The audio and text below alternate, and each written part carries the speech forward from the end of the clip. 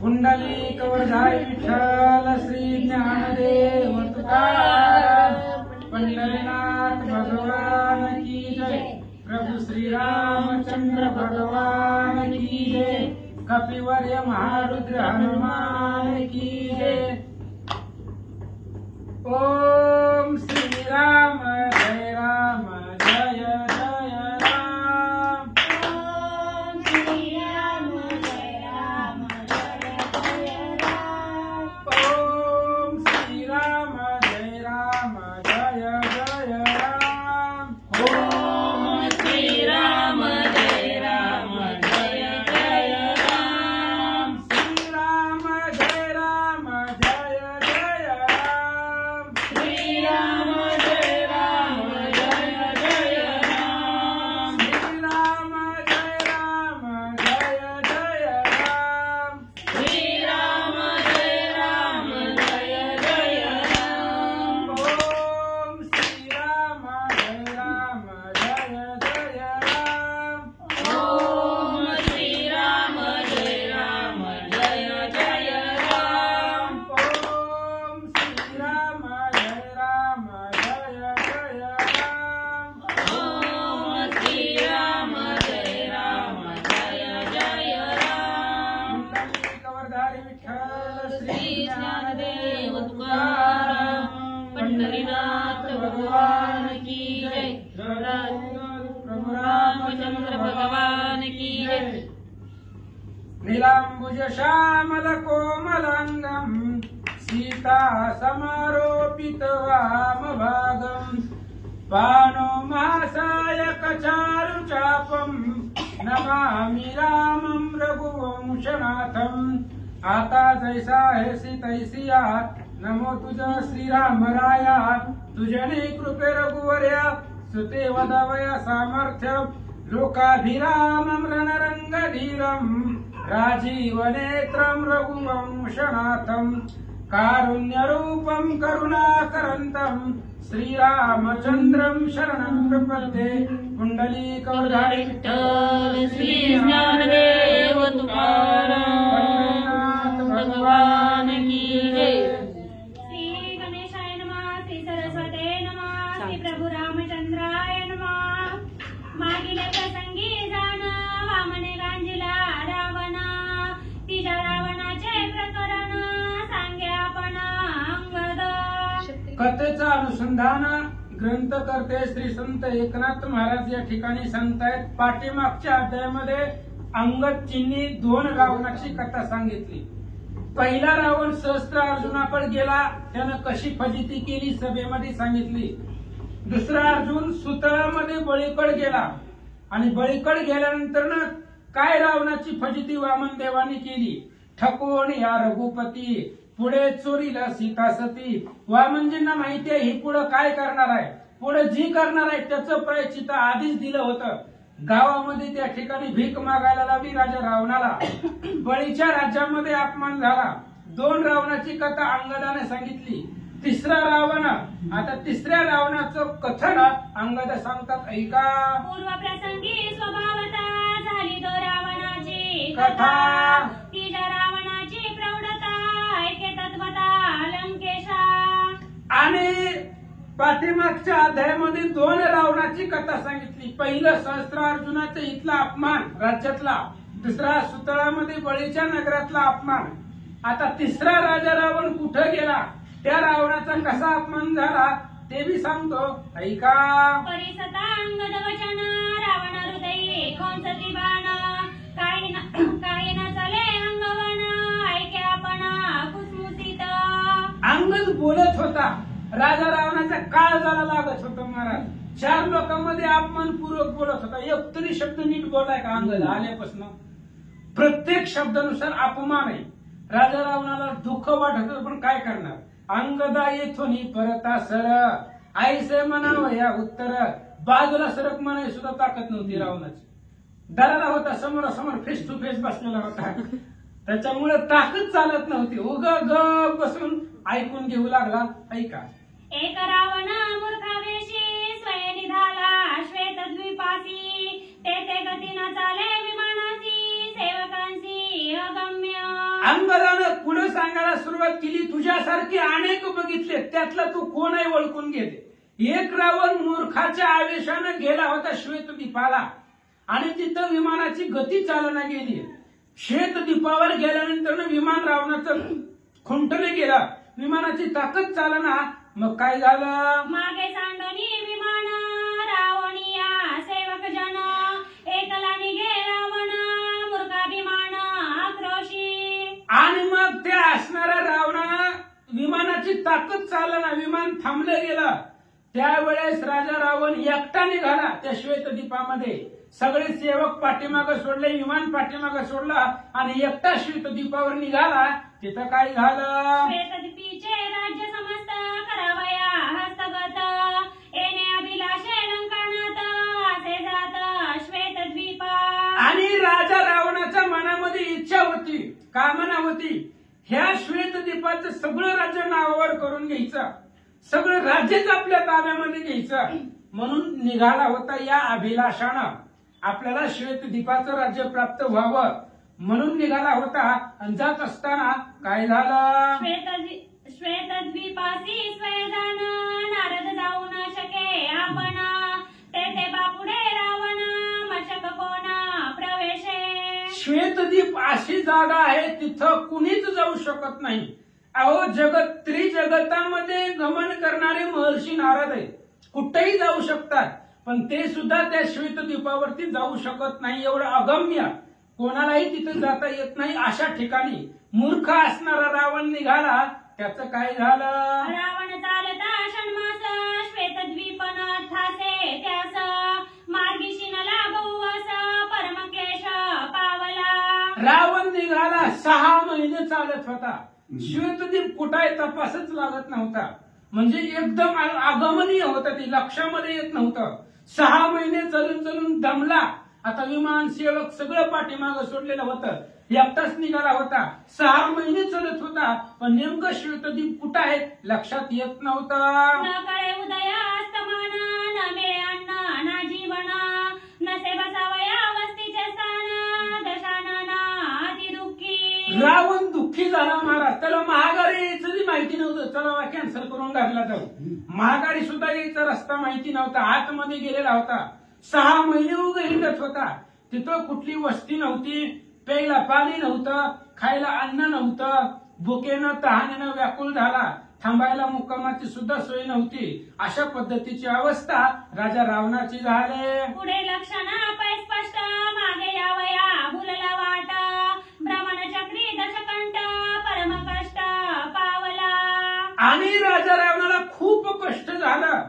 पुढे रस्ता दिसत नव्हता आणि पाठीमागं यायचा रस्ता विसरून गेलता.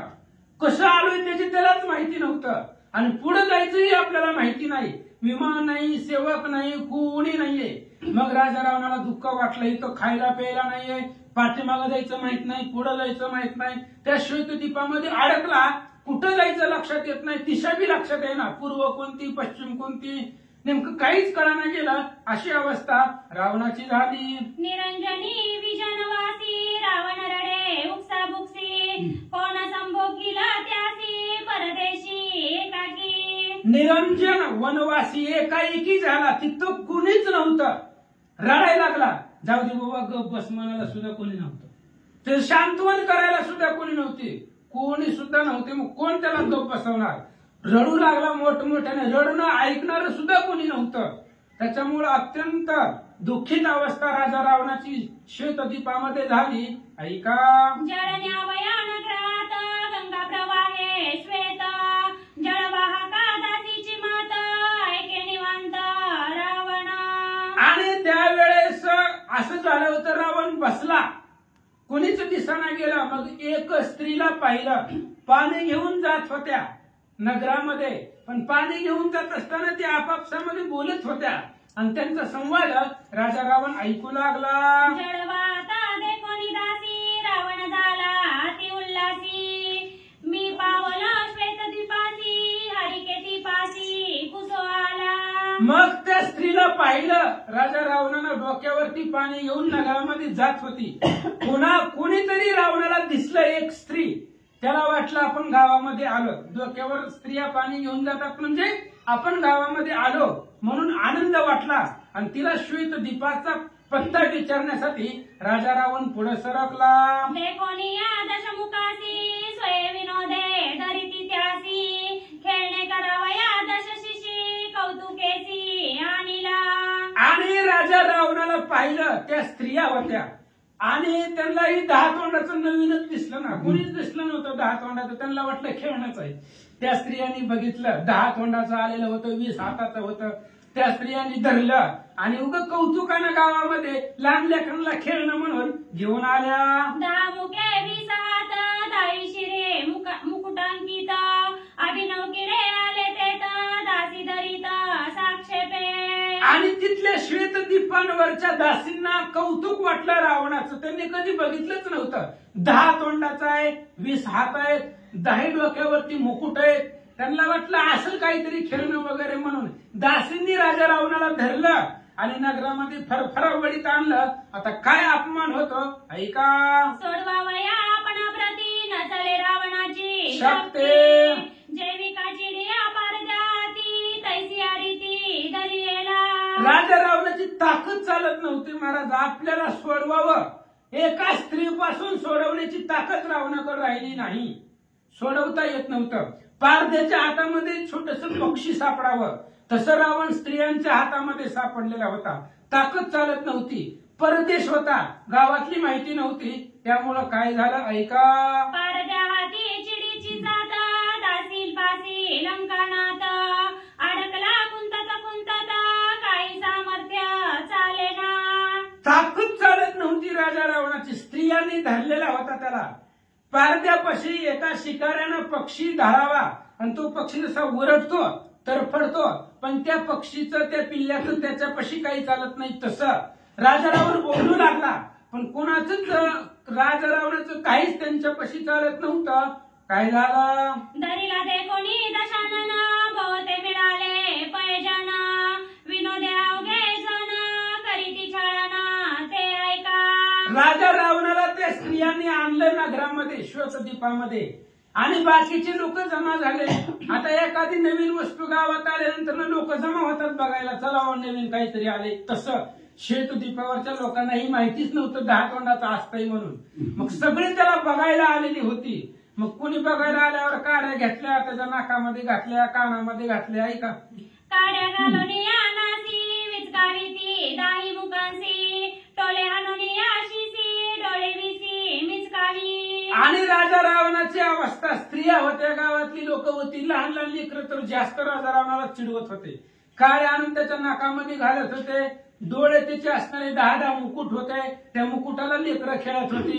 त्याच्याकडे बघून डोळे मिचकत होती.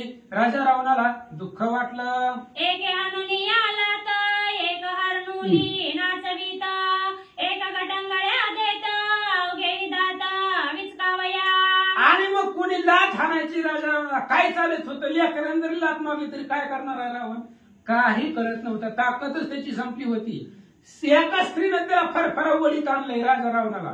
मग बाकीच्यांपुढे काय करणार आहे तो. कोणी लाथ मारू लागलं, कोणी त्या ठिकाणी त्याला चिडवू लागलं, डिवचू लागलं. अशा पद्धतीची अवस्था करू लागले. काका स्वरे श्वान स्वरे खर स्वरे जंबुक स्वरे बुंकविती पहिले कुरे गुगु स्वरे पळेका. मग लहान लेकरं यायची त्याला सांगायचं वरट कावळा, कावळ्याचा आवाज काढून दाखव, पुन्हा कुत्र्याचा आवाज काढून दाखव, गाढवाचा आवाज काढून दाखव, घुबड्याचा आवाज काढून दाखव. दाखवत होतं. काय त्याचं चालतच नव्हतं. त्यामुळे लहान लेकर जसे सांगतील, स्त्रिया जसं सांगतील त्या पद्धतीचा आवाज राजा रावणाकडून काढून घेत होते. एक गालविती कोल्हाटे एक गालविती हेलाटे दुःख पाहुणी दशकंठे म्हणे येते कोटे मी आलो. मग कुणी त्याला उलटा पालता करीत होतं, कुणी त्या ठिकाणी लाता मारित होतं, कोणी मुकुटाला धरत होतं, डोक्याला धरत होतं, वाकडं वाकवीत होतं, उलटा पालता करीत होतं. रावण म्हणला आलं कुठं. नेमकं का अशी अवस्था आपली चालली. लहान लहान लेकरं सुद्धा आपल्या टिंगल्या करायला लागलेत. तरी डोक्यावर धरायला असणारा मी रावण आहे, पण इथं नेमकं कुठं येऊन फसलोय असं रावण बोलू लागला.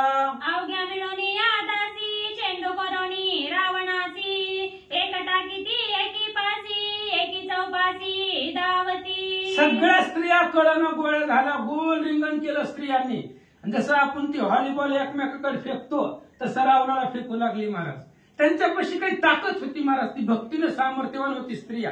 बघा आधी सांगितलं जिथं नारद जाऊ शकत नाही तिथंही गेलं 10 तोंडाचं. गेल्यामुळं मग त्यांनी उचलायचं आणि एकमेकाकडे फेकायचं आणि कॅश पकडायचं त्या राजा रावणाला. मग अशी अवस्था रावणाची सुरू केली. एकी टाकीती एकी वरी, एकी झेली ती माझारी, एकी उडवी ती वरच्यावरी, दुःख दुर्धरा रावणा. भयंकर दुःख वाटलं रावणाला. एका स्त्रीनं रावणाला उचलायचं, असं लेकरू उचलल्यासारखं दुसरीकडे फेकायचं देत नव्हती, फेकत होती, लांब लांब उभा होती.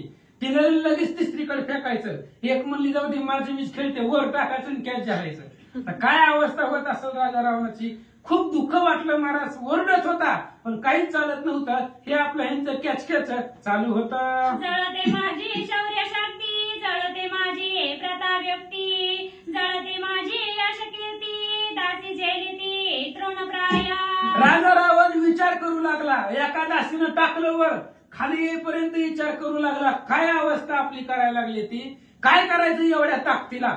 शंभू समवेत गौरी, मी आंदोळीला कैलासगिरी. महादेव पार्वतीच्या पर्वतावरती बसले होते, पर्वत हलवलाय आणि इथं स्त्रिया मला चेंडू सारखं कॅच घ्यायला लागले. काय करायचं एवढ्या ताकदीला, इथं स्त्रिया मला गवताप्रमाणे माझी इथं किंमत नाहीये.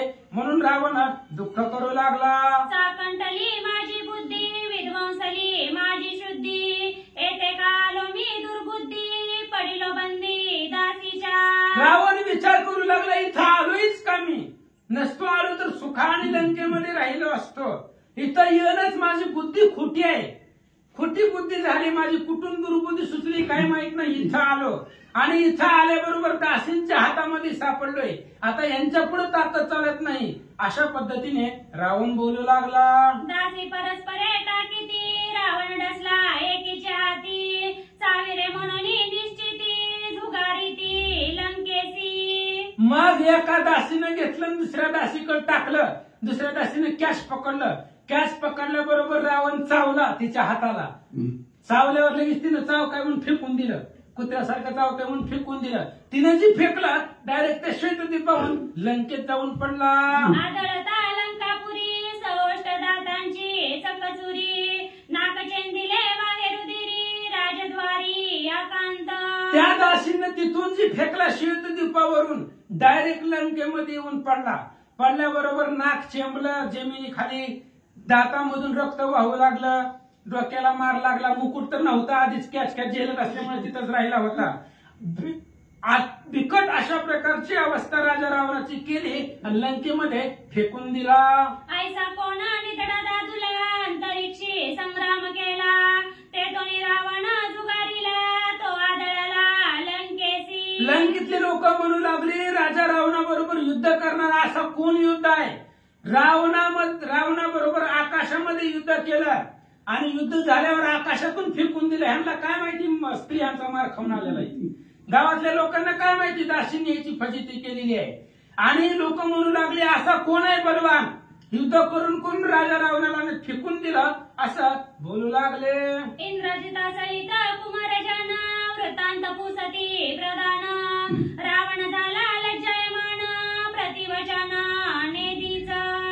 इंद्रजित जवळ आलं, म्हणलं पप्पा काय झालंय म्हणले. कुणी अपमान केला सांगा म्हणले. आता कसं सांगायचं स्त्रियांनी अपमान केलाय म्हणून. स्त्रियां मला कॅच झेलत होत्या, स्त्रिया मारत होत्या, कसं सांगायचं सांगता येत नव्हतं महाराज. जो तो विचारेल तवा रावण गप बसायचं. काय सांगावं, युद्ध केलं असतं तर सांगितलं असतं. बरं युद्धामध्ये अपमान जरी झाला तरी सांगितलं असतं. पण स्त्रियांनी त्या ठिकाणी अपमान केला, कसं सांगायचं, लाजीरवाण आहे. त्यामुळं रावण गप बसला, लाज वाटू लागली, कुणालाच काही बोलना. ऐका तिच्या रावणाची ख्याती, श्वेतद्वीप गमना अनुवृत्ती, सांगितली सर्व ही तुझ प्रती, यदानुभूती लंकेशा. अंगत सांगतायत रावण अशा पद्धतीचे 3 रावण झाले. पहिला रावण आहे सहस्त्र अर्जुनाच्या राज्यामध्ये. दुसरा रावण त्या ठिकाणी गेला सुतळामध्ये बळीकड, आणि तिसरा असणारा रावण श्वेतद्वीपामध्ये गेला. अशा पद्धतीचे 3 रावण झाले बघ. अजून एक रावण राहिला आहे आणि त्या असणाऱ्या रावणाची कथा काय काय झालं, कसं कसं झालं सांगतो ऐक. चौथ्या रावणाची स्थिती अतिशय अभिनव कीर्ती, ते मी सांगे ना तुझ प्रती लंकापती अवधारी. आणि अंगद पुढे सांगू लागले, रावण ऐक म्हणले. चौथा रावण सांगतो, आता तुझी तू समजून घे ह्यातलं कोण तू आहेस ती.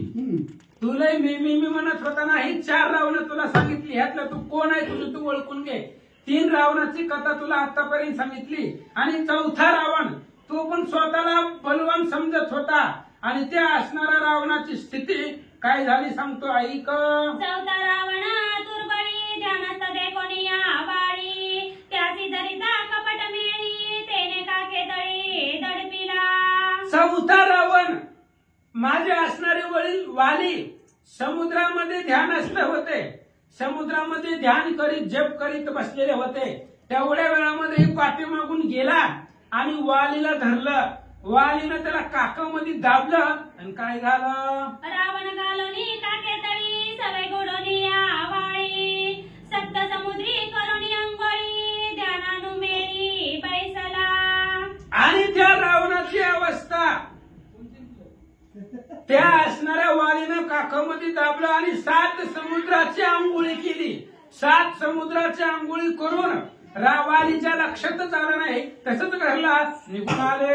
रावणात जोड लागली कळ, चरपडी परी नचले बळ, नाकी तोंडी भरले कक्षा जळ, झाला विकळ ते काळी. रावणाला कळ लागली, काकामध्ये दाबल्यामुळे दाबला गेला रावणाचं मुंडकं, कळ लागली भयंकर. 7 समुद्राची आंघोळी करत असताना नाकातोंडामध्ये पाणी गेलं होतं राजा रावणाच्या. व्याकुळ अवस्था झाली. काय झालं. निज भवना येता वाळी, अंग दुचलिता सुख समेळी, काकेचा रावण पडला तळी, वानरी सकाळी देखिला. आणि वालीच्या लक्षामध्येच नव्हतं, त्यानं काकेमध्ये तसाच दाबला.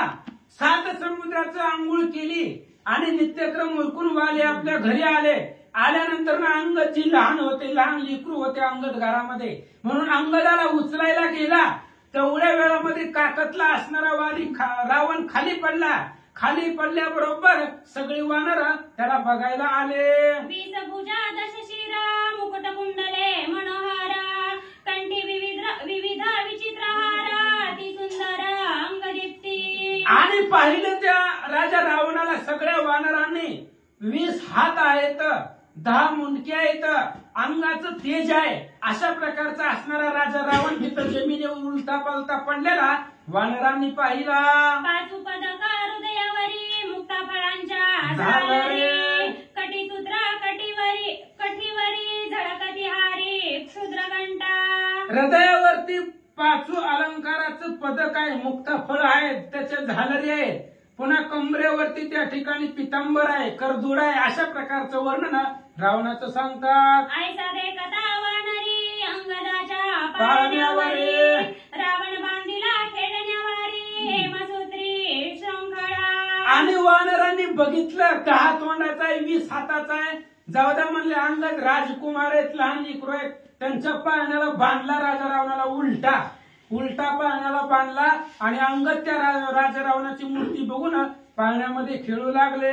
बाळलीला पदसंचारी लाता हानी मुखावरी, अंगद मुद्राची धारथोरी रिगे मुखांतरी रावणाच्या. आणि अंगदाच्या पाळण्याला उलटा बांधला, तोंड पाळण्याकडे होतं. अंगदाचं आणि रावणाचं तोंड फेस टू फेस होतं. त्यामुळे अंगद राजकुमार होते, लहान लेकरू होते, लाता हाणायचे रावणाच्या तोंडावरती, उरावरती. लहान लेकराची लात लागत होती, त्याच्यामुळे अंगदाला सुसू आली आणि डायरेक्ट धार रावणाच्या तोंडात अंगदानं सोडली. चिमटी तार वानरी दात विचकी नाना विकारी, टोले देता शिरावरी डोळे त्यावरी मिचकावी. मग बाकीचे बी वानर होते, अंगद राजकुमार एकटे असले की येत होते खेळायला. अंगद पाळण्यामध्ये बसून त्या राजा रावणाकडे बघायचे, डोळे मिचकवायचे, वाकडे दाखवायचे, अशी अवस्था रावणाची केली. लाता हाणिता सम्मुखा शिते पडिला दाही मुका, अंगद पारखी निका तेने दशमुखा ओळखिले. आणि अंगद सांगू लागला, अय रावणा, तूच आहे, तुलाच त्या वालीनं माझ्या पप्पानी पाळण्याला बांधलं होतं. मी तुझ्या तोंडावर तेव्हा लाता मारल्या होत्या आणि त्याचं वन उमटलेली होती. आत्ता दिसाले तुझ्या तोंडावर, बघ म्हणले मला ओळखू येत आहे, माझी लाटेचं वन आहे तुझ्या तोंडावरती. त्या असणाऱ्या रावणाला अंगदानं ओळखलं. एवढी उडूस असताना लाटा मारलेल्या त्याचं वन तुझ्या तोंडावर दिसायला आहे असं अंगद बोलू लागले. अंगद म्हणे त्यातील तू कोण, हे पुसावे न लगे जाण, माझे लाटांचे वन तुझे मुखी संपूर्ण दिसती. अंगदाने सांगितलं, रावणा एवढी जी रावणं सांगितली मी आता, 4 ठिकाणची रावणं, 4 ठिकाणी अपमान झाला होता. त्या 4ही ठिकाणची रावणामधला नेमकं तू कोण आहे सांगायची गरज नाही माझी, मला माहिती आहे. मी लहानपणी मारलेले लाथा, त्या लाथांचं वन तुझ्या तोंडावर अजून दिसायला आहे, त्यामुळे मी ओळखतो हा तूच रावण आहे असं अंगद बोलू लागले. माझ्या मुताची बाळधार तुझे मुखी पडता निरंतर, तेही चिन्ह उभयधर घासली कोरा दिसत असे. आणि मी तुझ्या असणाऱ्या मुखावरती लघवी केलेली होती आणि त्याची धार मी लहानपणी सोडलेली होती, त्याचंही वन तुझ्या तोंडावरती दिसायला आहे. अंगद बोलतात, तो तू अतिशय हीन दीन बद्री बैसलासी रावण, तुझं कैची अंगवण करावया रण रामासी. आणि तोच तू आहे, लहानपणी माझ्या लाटा खाल्लेला तू, असं राजा रावणाला सगळ्या परिवारासहित अंगद बोलले. लहानपणी ज्याला मी लाटा मारल्या तो तू आहे रावण, आणि तुझ्यापाशी कुठली ताकद हीन दीन नपुंसक आहे तू. श्रीरामाबरोबर भगवंताबरोबर युद्ध करण्याची ताकदच तुझ्यामध्ये नाही आहे असं अंगद बोलू लागले. अंगदाचे वाघबाण हृदय खोंचले संपूर्ण, तेने तळमळी रावण वचने प्राण जाऊ पाहे. अंगद ऐकत नव्हता महाराज. अंगदाचे वाघबाण, मुखामधून निघालेले शब्दरूपी बाण रावणाच्या काळजाला लागत होते. बोलण्यामध्ये अंगद ऐकत नव्हता, ताकदीमध्ये तर ऐकतच नव्हता. मग काय करावं, अंगद कुठल्याच युक्तीने ऐकत नाहीये. अंगदाचं बोलणं राजा रावणाला लागत होतं. काय करतो, अंगद वाक्य खडतर शतदा खोंचले जिवार, तेने तळमळी दशशिर सर्वता वानर नाटोपे. अंगदानं वाक्याचा वार केला. 100 वेळा त्याच्या असणाऱ्या हृदयावरती वार झाले, 100 तुकडे त्याच्या काळजाचे झाले अंगदाच्या शब्दानं. एवढा खडतर अंगद बोललेला होता राजा रावणाला, समोर बसून बोललेला होता.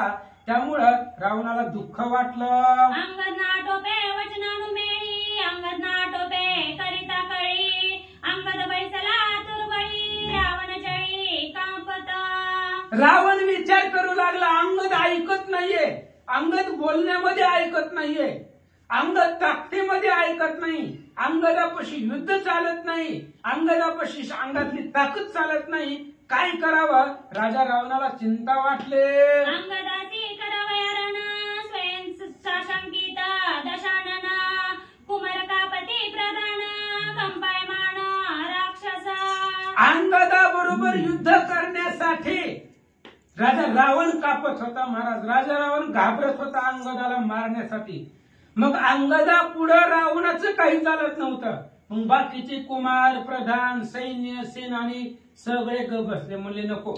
एकदा आला होता वानर, त्याचा मार बघितलाय, त्याच्यामुळे अंगदाच्या पुढे कोणीच जात नव्हतं. काय झालं, हनुमंते लाविला धाक त्याहुनी अंगद आणि शंख, तेने धाके एक एक सैन्य सेवक सेनानी. हनुमंतानं धाक लावलेला होता. आधीच हनुमान आले होते. हनुमंतानं सगळ्या राक्षसांना भीती दाखवलेली होती. हनुमंताचा धाक घेतलेला होता, त्याच्यामुळे सगळे राक्षस घाबरत होते. हनुमंत आला होता, त्याच्या एवढीच ताकद ह्याच्याकडे असली तर श्रीलंका जाळून गेले. ही काय करून जाईल काही सांगता येत नाही. त्यामुळे कोणीही अंगदाच्या पुढे येत नव्हतं. सगळे अंगदाला घाबरले होते. ऐसे ते कोणी या चिन्ह बुद्धिवंत दशानन, अति कोपे हास्यवदन काय आपण अनुवादे. अंगदाचं अशा प्रकारचं चिन्ह पाहिलं. कसं चिन्ह पाहिलं, बसले सगळी घाबरली होती. राजा रावणानं बघितलं आपलं सैन्य घाबरलंय, पण रावण बुद्धिवान होता. राग भयंकर आलेला होता, पण हसून बोलत होता. आता रागामध्ये कोण हसून बोलतय, भयंकर राग होता अंगदाचा, पण राजा रावण वर्ण हसून अंगदाला काय बोलतात, सभेसी बैसोनी वानरा किती जलपती सैरा वैरा, तोंडी नाही ओढावारा दशशिरा नोळ आणि रावणानं बोलायला सुरुवात केली. अंगदाला समोर लक्ष केलं आणि सांगितलं, काय लावले रे? आल्यापासून उगा आम्ही ऐकून घ्यायला लागलो म्हणून बोलायला लागलाय, बोलत सुटलाय, आम्ही उगा ग बसला म्हणून ताकद दाखवू का तुला माझी? अशा प्रकारे राजा रावण मोठमोठ्यानं बोलू लागला.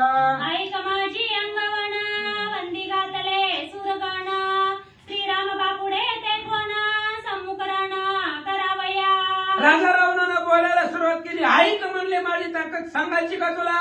अरे सगळे देव लोक आपल्या इथं कामाला आहे, सगळे देव लोक आपल्या इथं बंदीखान्यामध्ये फुकट पगारीचं त्या ठिकाणी काम करताय आणि अशी असणारी देव लोक माझ्या इथं कामाला आहे. कोण कुठनं राम आणलाय म्हणले आणि काय त्या राम करता करता माझ्या बरोबर युद्ध करायची, असं रावण बोलू लागला. माझी वाजताची हाक, सुरासुरी अतिधाका, श्रीराम बापुडे मशाका, मज सम्मुखा केविरा. अरे मी जर आवाज दिला, नुसती हाक जरी मारली, हाक जरी, तरी तिन्ही लोकांची कांटाळीत बसते. स्वर्ग मृत्यू पाताळ थर थर थर थर थर कापतोय मला बघून. एवढा भयंकर आवाज माझ्या हाकेमध्ये आहे आणि तू काय त्या रामाचं कौतुक मला सांगायला लागलाय, काय त्या राम करता करताय माझ्या समोर येण्यासाठी, असं बोलू लागला.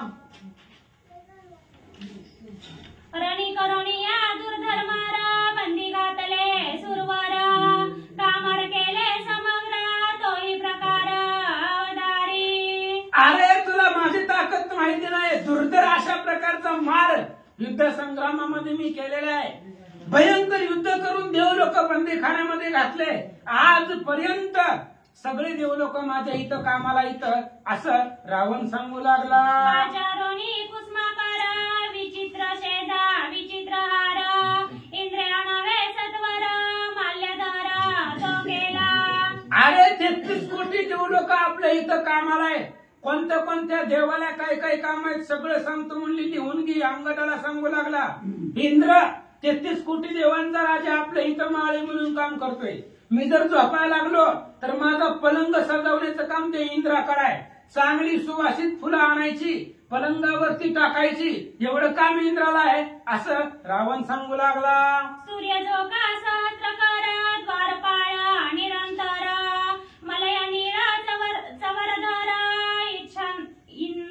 चंद्रे छत्र धरावे. आणि जो सूर्य आहे 1000 डोळ्याचा असणारा सूर्य, 1000 हाताचा, त्याला आमच्या इथं काम आहे द्वारपाळ म्हणून. सूर्य द्वारपाळ म्हणून काम करत होता आणि डोक्यावरती छत्र धरायचं काम. जो सदोदित थंड देणारा, गारवा देणारा जो चंद्र आहे, शीतलता देणारा, त्या चंद्रानं डोक्यावरती छत्र धरावं. 10 डोक्यावरती छत्र धरण्याचं काम चंद्राकडे आहे. सूर्याकडे द्वारपाळाचं काम आहे, इंद्राकडे पलंग सजवण्याचं काम आहे, असं रावण बोलू लागला.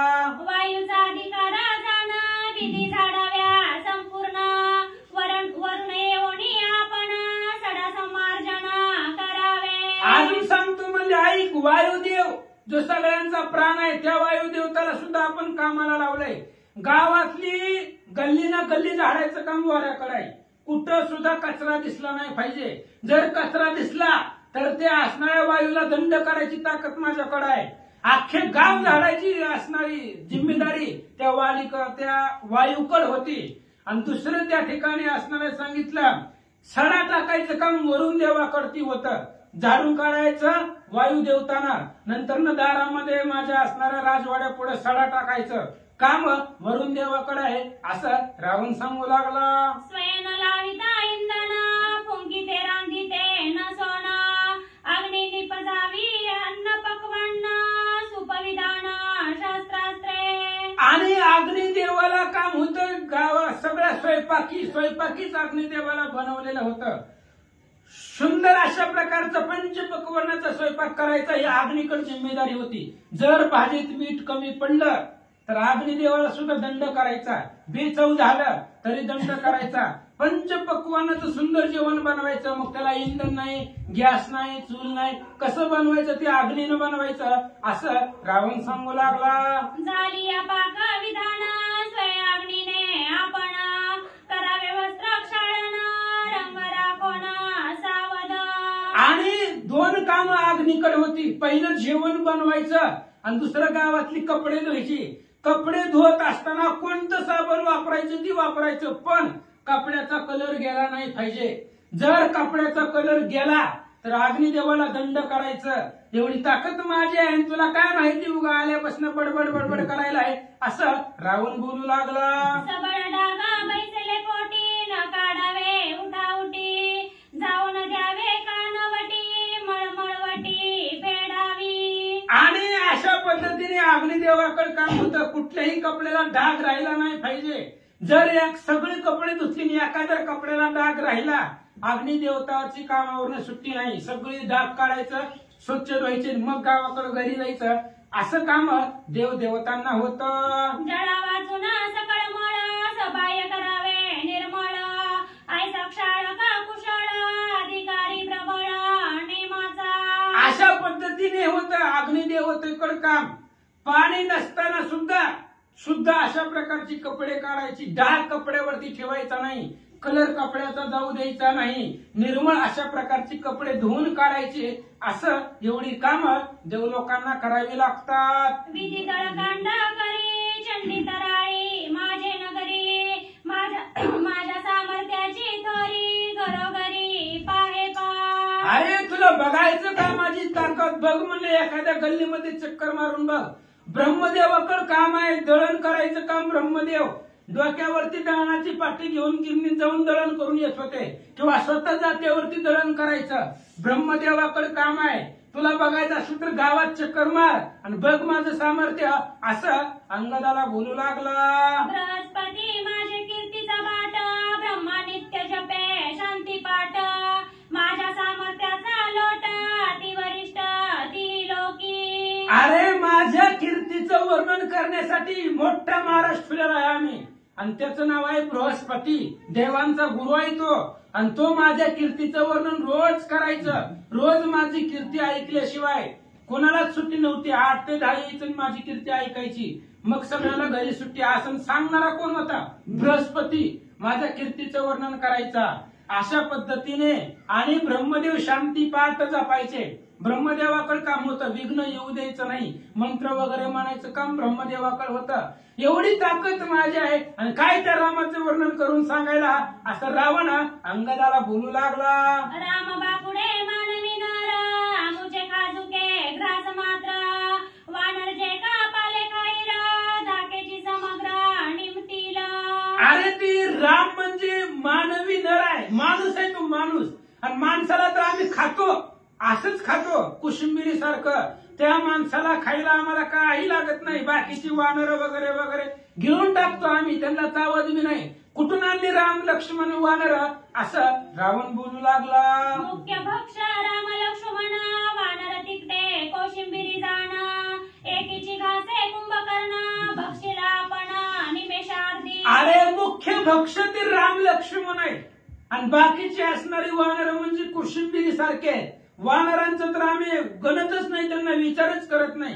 राम लक्ष्मण तर मानवी आहे, मानव आमचं भक्ष आहे, खाद्य आहे. त्याच्यामुळं काय तू राम लक्ष्मण ती वानर कुठून आणले तर, असं रावण बोलू लागला. शंभू समवेत गौरी मी आंदोळीला कैलास गेले, त्यामध्ये रावणाची थोरी चराचरी अतुळीत. अरे माझी ताकद सांगू का तुला? एकदा महादेव पार्वती कैलास पर्वतावरती बसलेले होते, आणि तो पर्वत माझ्या हाताने गदागदा हलवलेला आहे. महादेव पार्वती सहित कैलास पर्वत मी हलवलाय. एवढी माझ्या भुजामध्ये हातामध्ये ताकद आहे, एवढं माझं त्रिजगतामध्ये बळ आहे, सामर्थ्य आहे. रावण सांगू लागला. तो मी एकदा दशानन, मानवी श्रीरामाचे स्तवन, अंगदावल गती गर्जन, आणि आण सैराची. अरे तो मी रावण आहे, माझ्यासारख्या रावणाचा चराचराला धाक आहे. सगळेजण मला घाबरते, आणि एवढ्या मोठ्या रावणापाशी तू त्या राम लक्ष्मणाचं वर्णन करायला, असं सांगतात. श्रीरामे कोटे केले रण, कोणे दमिला वीर दारुण, मारिले त्रिशरा कर दूषण, हे जीवच कर्ण मज देशी. अरे तू आल्यापासून म्हणायला त्या रामानं खरदूषणाला मारलं, खरदूषण मारलं. अरे मारलं असल, कुठं त्यानं युद्ध केलंय मला सांग. त्या रामानं कुठं संग्राम केलेला आहे माझ्यासारखा भयंकर? देवदानव त्या असणाऱ्या त्याच्या ताकदीमध्ये आज्ञेमध्ये आहेत का? कुठे युद्ध केलंय त्या रामानं? खरदूषणाला मारलं, चुकून मारलं असेल आणि तेच सारखं उचकन द्यायला लागला, ह्याला मारलं त्याला मारलं. कुठे युद्ध केलंय रामानं भयंकर? सांग मला. अंगद बोलू लागला, रावण बोलू लागला, ऐसे बोलता दशानन अंगद बघता अति सज्ञान श्रीरामाचे गुण गर्जन वदे संपूर्ण पुरुषार्थ. अशा पद्धतीने रावण बोलला आणि रावण बोलल्यानंतर ना अंगद अतिशय हुशार आहे. आता रावण जसं जसं बोलला त्याला प्रतिउत्तर काय देतोय? विचक्षण आहे, प्रतिउत्तर देतोय, पण रामाचं वर्णन करून देतोय. रामाचं नाव पुढे करून रामाच्या सामर्थ्याचा, पुरुषार्थाचं वर्णन करून अंगद कसं उत्तर देतो ऐका. श्री गणेशाय नमः. श्री प्रभू रामचंद्राय नमः. दिग दिग रावणा तुझी कथा समुख न येवोची रघुनाथा चोरून पळवलीसी सीता व्रता पुरुषार्थ जल्पसी. अंगदानं रावणाचं सगळं ऐकून घेतलं आणि रावणाला बोलायला सुरुवात केली. अंगदानं, रावणा आतापर्यंत जेवढे सांगितलं सगळा पुरुषार्थाचा धिक्कार आहे. अरे रामचंद्राच्या समोर तुला येता आलं नाहीये. रामचंद्राला फसवलं, थकवलं, हरणाच्या पाठीमागं लावलं आणि चोरून सीता घेऊन आला असं अंगद बोलतात. जैनी तुझ बैसोनी काके तळी केली सप्त समुद्री अंगोळी तो श्रीरामे मारुनी वाळी तुझ सहकुळी वधू आला. रावणा, ज्या असणाऱ्या वालीने तुला काखेमध्ये दाबून 7 समुद्राची आंघोळ केलेली आहे त्या वालीला त्या रामचंद्राने मारलं आणि त्या वालीला मारून तुला कुळासहित मारायला रामचंद्र इथं आले तर अंगद बोलू लागला. विराधा बेन सर्वदा फळे रावण तो श्रीरामे मारोनी जाण राक्षस बंधन करू आला. अरे रावणा, विराधाच्या वनामध्ये कुणीच जात नव्हतं. तू सुद्धा त्या विराधाला घाबरून पळत होता, विराधाला भिवून पळत होता. तो विराध रामाने एकाच बाणामध्ये मारला आणि त्या विराधाला मारून तुझ्यासारख्या राक्षसाच्या कुळाचा नाश करायला रामचंद्र आले. स्वयंवरी न चलीची कोदंड ते श्रीरामे केले दुखंड तया पुढे बळबंड व्रता तू वलगसी. अरे काय इथं माझ्या पुढे बडबड बडबड करायला लागलाय? स्वयंवरामध्ये, रामचंद्राच्या स्वयंवरामध्ये, सीतेच्या लग्नामध्ये धनुष्य उचलता आलं नाही तुला. धनुष्य उरावरती घेऊन पडला. साधं धनुष्य तुला उचलण्याची हिंमत झाली नाही आणि ते असणारे धनुष्य रामचंद्राने 2 तुकडे केले त्याचे आणि इथं त्या ठिकाणी बडबड करायला असं अंगद बोलतात. ज्याशी समुद्र आला शरण जेने समुद्री तारिले पाषाण त्या श्रीरामा माणूस पण मूर्ख रावण तू मनसी. मूर्ख आहे रावणा, तू मूर्ख आहे. अरे ते रामाला माणूस म्हणतोस, माणसाकडे एवढी ताकद आहे का? ज्या रामचंद्राला समुद्र शरण आलाय, ज्या भगवान श्रीरामचंद्राने समुद्रावरती दगड तारली असा तू देव आहे आणि त्या रामाला माणूस म्हणतो, मूर्ख आहेस तू असं अंगद बोलतात. एके रावणा कुमती दुष्ट बुद्धी तू दुर्मती चैतन्य विग्रही श्रीराम मूर्ती मनुष्य त्या प्रती तू मनसी. अरे रावणा, दुष्ट बुद्धी आहे तुझी, कुमती आहे तू. अरे वाईट बुद्धीचा आहे तू, दुर्बुद्धीचा आहे. अखिल कोटी ब्रह्मांडाचा नायक भगवंत आणि त्या रामाला तू माणूस म्हणतो, हा तुझा मूर्खपणा आहे अंगद बोलतात. राम नामे मनुष्य करती मनुष्य मानसी त्या रघुपती रावण तुझा अति दुर्मती द्वेषालू वृत्ती मरसील.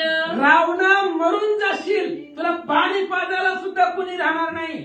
अरे ज्या रामचंद्राच्या नावानं मनुष्याचा उद्धार होतो त्या रामाला तू माणूस म्हणतोस?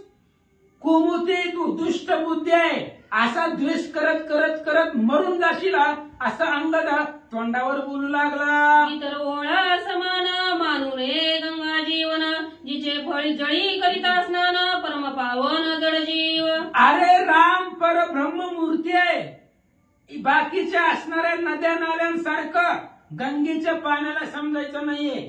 जसं बाकीची ओळा असतात, नाले असतात, नद्या असतात, त्याचं पाणी, त्या गंगेच्या पाण्याची उपमा त्यांना द्यायची नाही. कारण गंगेच्या पाण्यामध्ये स्नान केलं तर माणसाचा उद्धार होतो, त्याचं पाप संपतं. गंगेच्या पाण्याचं महत्व जेवढं श्रेष्ठ आहे तेवढंच श्रेष्ठ भगवान श्रीरामचंद्राच्या नावात आहे. समुद्र मंथनीचा ऐरावती मानू नये रानवट हत्ती उच्च श्रवा अश्वजाती पशु अश्वस्थिती मानू नये. अरे रावणा, समुद्र मंथनामधून जी 14 रत्न निघाली त्याच्यामधून ऐरावत निघालेला आहे हत्ती, आणि त्या हत्तीला रानामधल्या हत्तीसारखं समजायचं नाहीये. पुन्हा अश्व उच्च श्रवा, घोड्यामध्ये श्रेष्ठ उच्च श्रवा आहे, आणि त्या घोड्याला साध्या घोड्यासारखं समजायचं नाहीये असं अंगद बोलतात. कर्पूर कर्दळी जन्मस्थान रंभा युवती स्वर्गभूषण ते जड मूळ स्त्रिया समान सर्वता जाण नव्हे. अरे बाबा, स्वर्गामधली स्त्री, स्वर्गामधली अप्सरा, त्या अप्सरेची बराबरी साध्या स्त्री बरोबर करता येईल का? साधी स्त्री कुठं, स्वर्गातली अप्सरा कुठं? त्यांची बरोबरी जशी करता येत नाही तशी रामचंद्राची बरोबरी करता येत नाही. अंगद बोलू लागले. कृतयुगाचे महिमान सत्यवादी सात्विक जन इतर युगेसी समान ते युग जाण नये मानू. कृतयुग सर्वात श्रेष्ठ आहे, आणि कृतयुग अत्यधिक श्रेष्ठ आहे. सात्विक जन जे आहे, भाविक लोक जे आहेत ते त्यांना माहिती आहे. इतरत्र युगासारखं, कलियुगासारखं, बाकीच्या युगासारखं ते युग नाहीये, ते युग श्रेष्ठ होत आहे असं सांगतात. अंगी नुमटता वन स्त्री पुरुषा वेदी पंचबाण तो स्थूळ धनुधर समान सर्वता जाण नये मानू. अरे असणारे त्या ठिकाणी वाघबाण, असं असणार त्या ठिकाणी बाण त्रिशूळ, अंगामध्ये कुठल्याही प्रकारचं वन न उमटता अंगाचं भेदन करतो अशा प्रकारचं असणारा स्थूळ धनुष्य ते बाकीच्या धनुर्धरासारखं नाहीये असं सांगतात. समुद्राचे उल्लंघन राक्षस कंदन लंका दहन हे हनुमंताचा प्रताप पूर्ण त्रैलोकी जाण स्वयंवंद. अरे समुद्राचं उल्लंघन केलं, लंकेमध्ये आले, लंकेचं दहन केलं, असा ज्याचा प्रताप आहे तो हनुमान आहे. आणि त्या हनुमंताला सामान्य वानर तू म्हणतोय? सामान्य वानरामध्ये एवढी ताकद आहे का? समुद्राचं उल्लंघन केलं, तुझे समोर तुझी लंका जाळली, तुझ्या गाडी बिशा जाळल्या, एवढा प्रतापी हनुमान आहे, आणि त्याला पाला खाणारा वानर म्हणतो असं अंगद बोलतात. हे हनुमंत कपिंद्र ज्यासी आत्मत्वे मानी श्रीरामचंद्र त्यासी तू मनसी वानर तुझ शिर महामूर्ख. अरे रावणा, तू मूर्ख आहे. ज्या हनुमंताला रामचंद्र आपलं म्हणताय, रामचंद्र हनुमंताला आत्मत्व मानताय, असा हनुमान आहे, आणि त्या हनुमंताला बिनलाजा तू त्या ठिकाणी वानर म्हणतोय. हनुमंताला योनी जन्माला मरकट, वैष्णवा माझे अतिश्रेष्ठ, हनुमान मनावया कनिष्ठ, ऐसा पापिष्ट कोण आहे?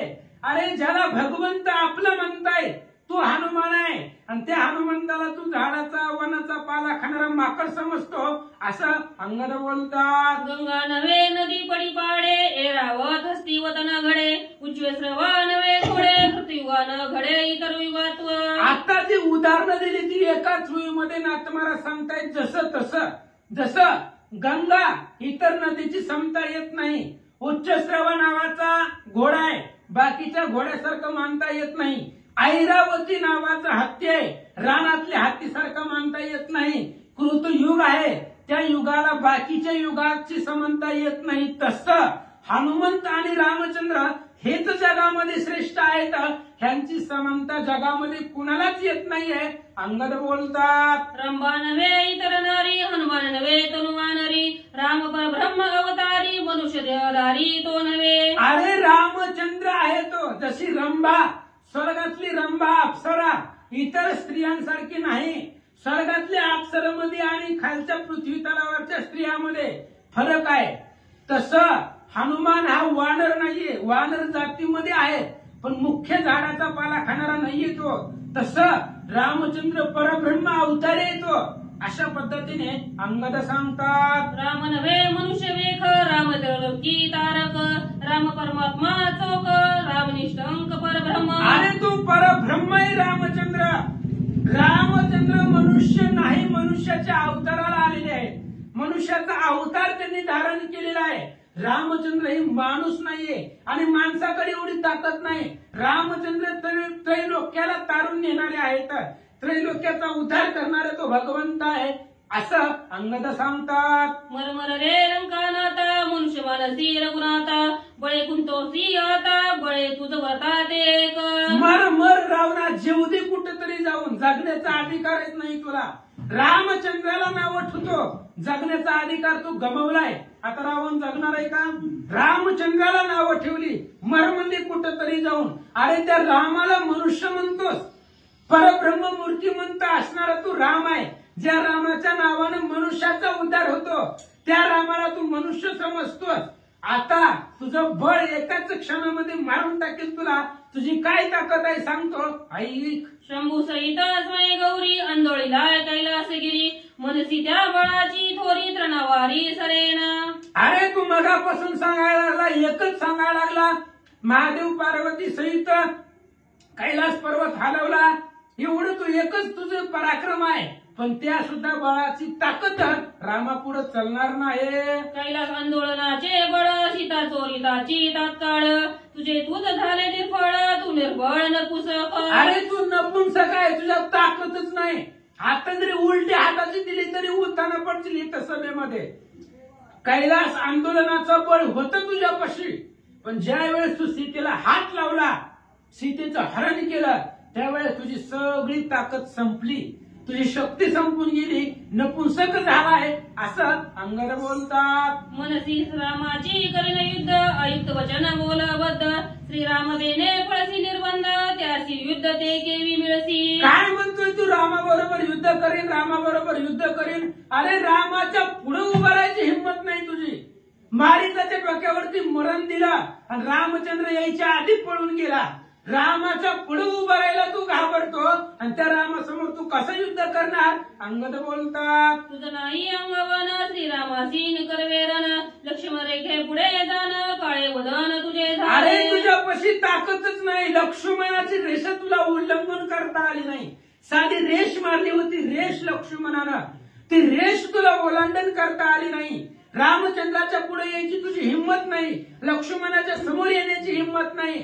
आणि काय तू राम लक्ष्मणावर युद्ध करणार आहे असं अंगद बोलतात. लक्ष्मणाची धनुष्यरेखा नुलंघवेची दशमुखा तू सदाची काळमुखा व्रत अवंका बळदर्प. अरे त्या लक्ष्मणानं ओढलेली साधी रेषा तुला उल्लंघन करता येत नाही. ती रेषा पाताळापर्यंत खोल पाहिली तू, पृथ्वी आकाश व्यापून जडलेली रेषा, लक्ष्मणाची रेषा तुला उल्लंघन करता आली नाही.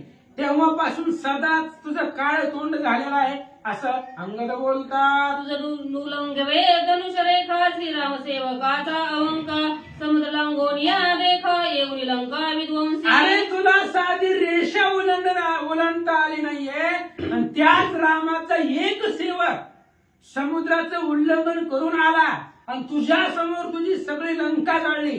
जन जाळली तो रामाचा एक सेवक आहे, रामाचा एक दास आहे. रामाच्या दासामध्ये एवढी ताकद आहे, मग रामाकडे किती असेल याचा जरा विचार कर. वनकर किंकर प्रधान पुत्र जंबुमाळी अखिया कुमार मारून या निशाचर लंकापूर जाळीले. अरे रामचंद्राचा एक सेवक आला, एक दास आला आणि त्या रामचंद्राच्या एका भक्तानं तुझ्या समोर तुझ्या पोराला मारलं, तुझ्या दाढी मिशा जाळल्या, तुझ्या अशोकवनाचा विध्वंस केला, तुझा लाडक्या आखयाला मारलं, जंब्याला मारलं, इंद्रजिताला बिळात लपेपर्यंत मारलं.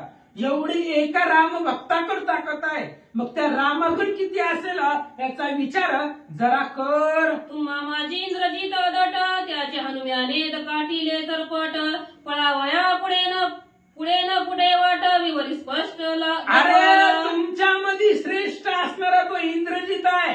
बोलव त्या इंद्रजिताला विचार किती हनुमंतानं मारलेला होता, किती पाठ सुचली होती त्या सुलोचनेलाच माहिती आहे. बोलव म्हणले त्या इंद्रजिताला विचार. तुमच्यामध्ये श्रेष्ठ आहे तो इंद्रजित, त्याला सुद्धा त्या हनुमंतानं बिळात लपेपर्यंत मारलेला आहे, भयंकर त्याचा अपमान केलेला आहे असं अंगद सभेमध्ये सांगतात. श्रीरामाचा निज सेवक हनुमान एकला एक त्याने मर्दुनी तुझे कटाक तुझे दशमुख जाळीले. अरे रामचंद्राचा एक सेवक आहे, एकच हनुमान आला होता, का आणला होता सोबत कोणी द्या वाटतंय म्हणून. हनुमान एकच होते आणि एकट्या हनुमंतानं तुझ्या समोर सगळ्या सैन्याला मारलून तुझ्या जाळी मिशा जाळले. तुझं थोबाड जाळलंय ते हनुमंतानं। एक रामचंद्राचा सेवक आहे आणि ती एका सेवकाचा एवढा पवाडा आहे असं अंगद सांगतात। हनुम्याने जाळले तुझ्या तोंडा, सगळेसी बैसलासी काळ तोंडा, व्रता बोलसी बळवंडा, एक लंडा निजहित। अरे रावण ऐक म्हणले, हित सांगायला लागलो तुझं, तुझ्या कुळाच्या कल्याणासाठी सांगतोय। त्या हनुमंतानं तुझं थोबाड जाळलं तरी इथं तोंडवर करून बसलाय।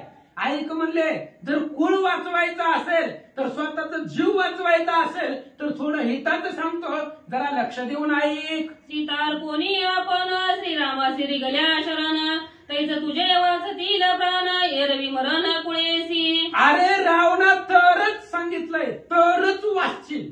जर तू रामचंद्राची सीता रामाला दिली आणि रामाच्या पाया पडत शरण गेला तरच तुझा जीव वाचल, नाहीतर तुला पाणी पाजायला सुद्धा कुणी राहणार नाही, कुळासहित मरून जाशील। अंगद बोलतात, श्रीराम सीता न देता जाण, रावण तुझा राखेल कोण, मीच तुझा घेईल प्राण, अंगवन पाहे माझी। अरे रामा, तू जर सीतेला दिलं नाही तर कोण वाचवणार आहे तुला? रामाचं राहू दे, मीच तुझा जीव घेतो, बघतो तुला कुणाला बोलवायचंय त्याला बोलव म्हणले, लाव तुला कुणाला वाचताना लाव, आत्ताच्या आत्ता तुला जीव मारतो, बघायची का ताकद, असं अंगद सांगतात। रावणा तुझी दाई शिरे, मी छेदितो नगाग्रे, परिती शिव निर्माल्ये अपवित्रे, म्हणून करे ना स्पर्शे। आणि रावणा तुझी 10च्या 10 शिरं आता नखानं खुंडली असतील नखानं, पण ती महादेवाला अर्पण केलेली होती, महादेवाचा हात लागलेला आहे म्हणून ती पवित्र आहे, नाहीतर आताच्या आता तुला मुंडकी छेदून मारून टाकला असता, असं बोलू लागला।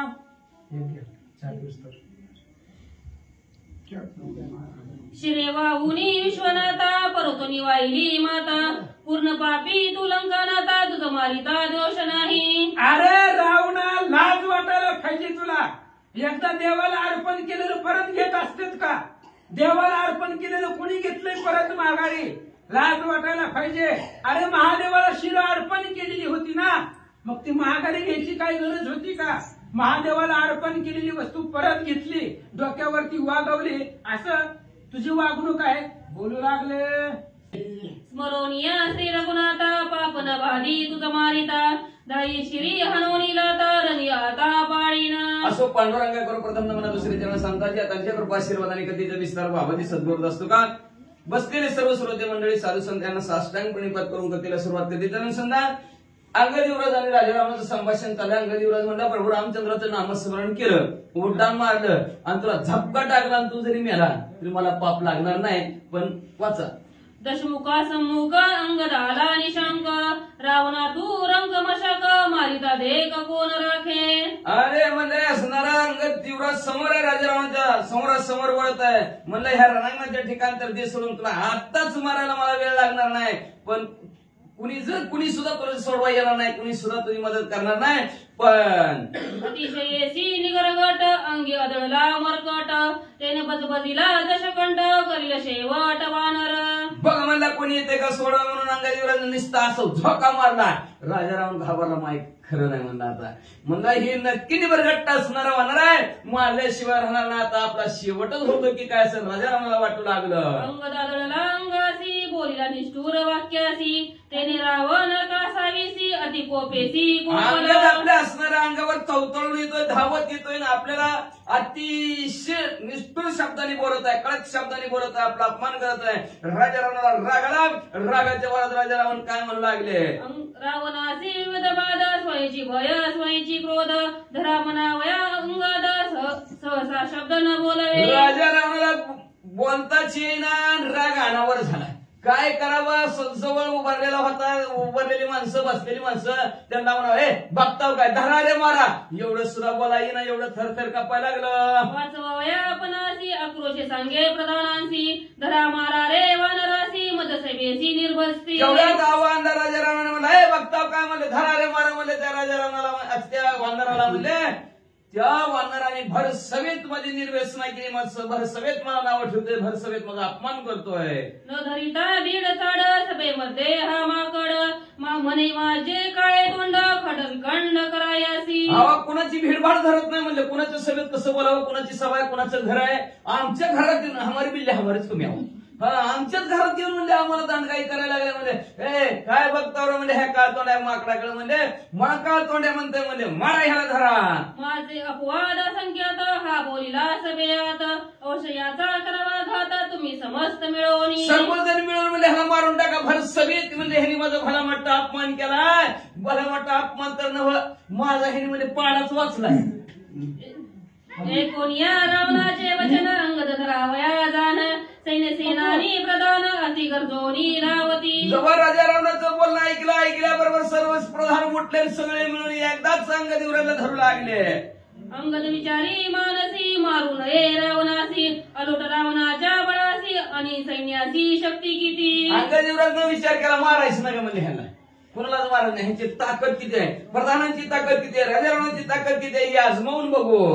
या लागी अंगदे आपण थोडीशी केले उड्डाण त्याशी धरावया सकळ सैन्य अतिसत्रान धाविले. अंगदेवरात थोडंसं उड्डाण मारू, किती पळते ती, कसं उड्डाण मारते ती, कसं झालं बघून मला ताकद. थोडंसं उड्डाण मारलं ही आवेशाने सगळेचे सगळे अंगदेवराला धरायला पळाले. मुग्धला परिक पाषाण शिळाशी करे वंदिती बाण अंगदासी धरावया पूर्ण रक्षोगण लाविले. सर्व असणाऱ्या राजा रावणाचे जे रक्षपाळ असणाऱ्या राखण करणारे असतील सभेत ते सर्वचे सर्व धरारे मारा. कोण असणारा पट्टीस, कोण मुदगोल, कोण तोमर मारा लागला, कोण बाराने मारा लागला, कोण गोपन मुंड्याने मारा लागला. धरी मारी पाडी पाडी करीत आले राक्षस कोळी अंगदन बाधी भय सांकळी लव वांकळी नवे. अरे धरारे मारा काय बघता म्हणजे हाना मारा असा आवाज करत आलेले. पण अंगात निसंक बरोबर आमचं नामस्मरण किती तरी मारलं तर नुसतं अंगाचा केस सुद्धा तुटत नव्हतं म्हणजे वाचा. लांब सोडली कुसाटी तेथे झोंबल्या राक्षस कोटी एक झोंबले 64 एकी तो मग म्हणजे अंगदेवरांना आपलं थोडं शिपट हनुमंतरासारखं वाढवून म्हणजे दारा म्हणजे ह्याला शिफ्टीला धरा गारगार फिरवून आपटून मारा म्हणून सगळे असणारे शिफ्टीच्या बाजूला आले. तर शिफ्टीनं म्हणा कुणाचं नरडा दाबाय सुरुवात केलं, कुणाचा हात पाय बांधायला सुरुवात केलं, कुणाचं काय पक्षी उडवणी आकाशी जोडो कोणी धरती वृक्षासी तेवी चौघे वीर पक्षाविवेशी अंगदासी झोंबले.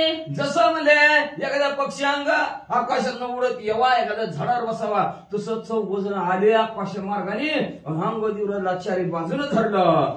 चौघही वीर बळबाऊ अंगद धरिला दोन्ही भाऊ रामस्मरणे निसंदेहू नाही संदेहू अंगदा. चौघांनी म्हणजे आपली ताकद सर्व पणाला लावली आणि अंगदेवराला धरला. पण प्रभू रामचंद्राच्या नामस्मरणाच्या जवळ निशंक ही मारतेली तोडतेली हा असली भीती अजिबात नाही. जेवी का गुळावरी माशी तेवी अंगद राक्षसी वेडीला तो चौपाशी तरी अंगदासी नाही शंका. जसं गुळाला म्हणजे असणारं माश्या लागाव्या, गुळाला त्याचा काही फरकच पडत नाही. तसं चारही बाजूने म्हणजे अंगदेवराच्या सगळे राक्षस घाबरले नाहीत. निशंक म्हणा, कुठली शंका नाही. काय करतील ती करतील. पुष्टी भाऊ मुळी अंगद धरिला राक्षसी कसं कळी तेनेसी तो तुरबळी स्वयंतात काळी उडाला. कोणी कमरेला धरलं, कोणी पाठीला धरलं, कोणी हाताला धरलं, कोणी म्हणजे असणार मनगटाला धरलं अंगदेवराच्या. पण अंगदेवरात प्रभू रामचंद्राच्या नामस्मरणाच्या जोरावर आकाशात त्यांनी उड्डाण मारलं. श्री गणेशाय नमः, सरस्वती नमः, प्रभू रामचंद्राय नमः. ते तोरिया पाता तळी भूमिका दिसती लंकेची शिखरा समान रावणाचे निज भवन अंगदाचे निज उठाल सवेग झालं ते आले. जसं लंकेचं शिखर होतं तशा प्रकारे राजा रावणाचं उंचच्या उंच घर होतं आणि त्या उंच घराच्या गोपुरावर अंगदेवराजनं उड्डाण मारलं. ते दुनिया पाहता तळी भूमिका दिसत आहे उजळी म्हणून अंगद बळीया बळी वेग निराळी उडाला. त्या गोपुरावर खाली बघितलं तर पृथ्वी जवळ असल्यासारखं वाटायचं. म्हणून अंगदेवराज तिथं वर चढले आणि चढून काय केलं ऐका, अंग झाडीत अंग वाटे पडवली. अंग झाडीता तुळभरी राक्षस धरला होता बळी अंग माते पडून तळी झाली रांगोळी. उंच वर गेलं तिथं शिखरावर आणि वर गेलं नुसतं असं असं अंग झाडलं सगळी चिटकालेली राक्षस धरलेली वरन खाली त्या जागेवर पाणी बी मागितलं नाही सगळी मिली पाणी न मागता देखणी माले एक एक महावीर घेतला दाक त्या समुख नये कोणी पाणी सुद्धा मागितलं नाही जागच्या जागेवर संपली अँब्युलन्स नाही ना काही नाही विषय संपून टाकला त्यांचा म्हणलं बघणारे म्हणले घाबरले नको रे बाबा तिकडे जायचं म्हणजे जीवच मारतं म्हणजे अर्धवट मारित नाही ना काय नाही संपून टाकतात सगळे राक्षस घाबरले कुणीच समोर अंगदेवराजच्या जाईना ते तुनी अंगदाचे उडान सर्वेदाची सत्रान तळी पाडून रावण मस्तकी चरण दिदला मग तिथं अंगदेवराजना असं उड्डाण मारलं राजा रावणाच्या सभेत आल्याबरोबर राजा रावणाच्या डोक्यावरच पाय दिला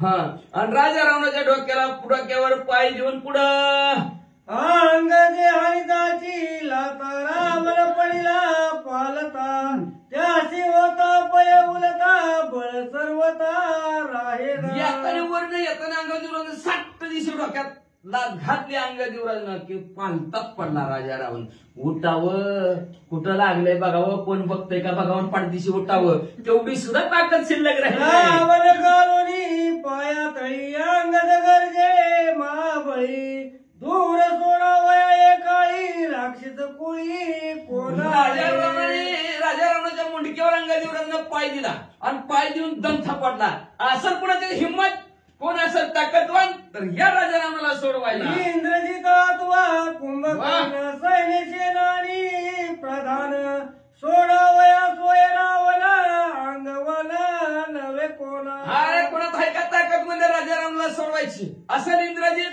असेल कुंभकर्ण बोलवा म्हणले त्यांना कोणाच्या ताकद नाही म्हणजे मरू दे रावण कुंभकर्ण निद्रा गस्तवान रभये इंद्रजित सोय चळचळा कापत भयंकात राजा रावणाला सोडवाय म्हणले ती वानराच्या भीतीनं तर म्हणले ती कुंभकर्ण तर जाऊन झोपलायच म्हणले एवढंच नाही तो इंद्रजित सुद्धा वानराच्या भीतीने हनुमंतरायाच्या भीतीने थरथर कापतोय प्रधान सुद्धा पुढे ना म्हणजे ती मोठी मोठी जाऊन झोपल्यात आपण तर कशाला काय करायचं राक्षसांचे सभे हात लिरावी अलंकानात अंगत अतिशय गरजत नवे पुरुषार्थ राक्षसांच्या समेत त्यांच्या घरी जाऊन म्हणजे असणाऱ्या राजा रावणा सळकी पुढं अंगदेवराजनं करून टाकला आणि मोठ्याने वर्गाच्या नगराची कुणाच्या हिंमत असेल कुणाच्या ताकद असेल तर सोडा राजा रावणाला नाम विख्यात वाळी सुत आरवी अंगद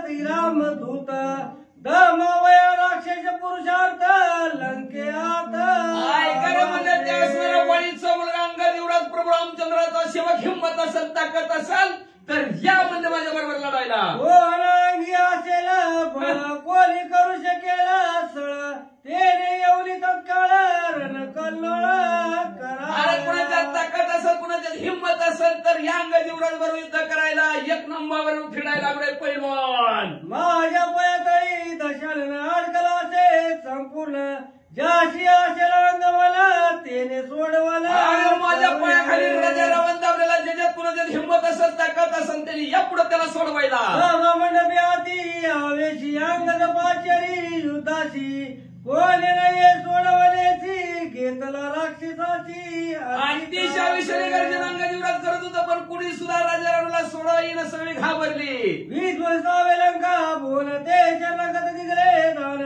तेने शोभेला उलंदाला ऐसे आपण नये करू परत असणारे लक्षात आला अंगदेवराजच्या विध्वंस करायचा नाही लंकेत आपण लय केला असतं उठा ठेवा ही पाल केला असतं म्हणजे पण नको बाबा करायचं म्हणजे असणार आपण प्रभू रामचंद्राने लंका दान दिलेले विभीषण काकारांच्या दान दिलेल्या लंकेचा विध्वंस केला तर प्रभू रामचंद्राला राग येईल म्हणून जास्त काय पाडापाडी केली नाही हनुमंतरायासारखी जाळाजाळी केली नाही